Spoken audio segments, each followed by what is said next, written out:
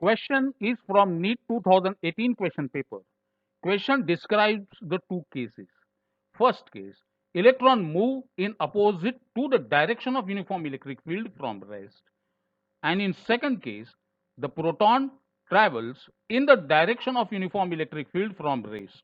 Both proton and electron travel the same distance through same electric field E. Asked to compare the time of fall of proton and electron. Note, charge on proton and electron is same in magnitude, so electric force is same. However, the mass of proton is 1837 times heavier than the electron. Therefore, option C will be correct. Let's solve this example in mathematical way. Electrical force on the electron is capital E into small e. Let me be the mass of the electron and AE be the acceleration. Then AE is equal to capital E into small e divided by ME. Now we will use the equation of motion to calculate the time taken by the electron to travel the distance h. Let it be TE. Therefore, h is equal to U into TE plus half of AE into TE square.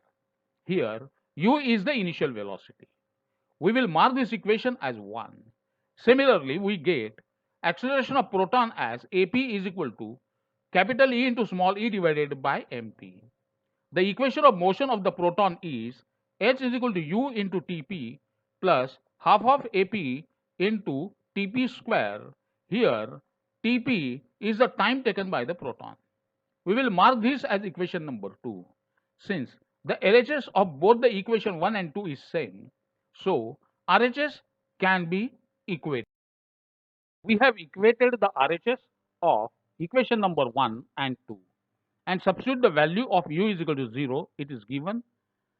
Now, AE into TE square is equal to AP into TP square. Therefore, TE square upon TP square is equal to AP upon AE. We have already calculated the values of AP and AE, which are AP is equal to EE upon MP and AE is equal to EE upon ME. Substituting the value of AP and AE, we get TE upon TP is equal to under root of MP upon ME.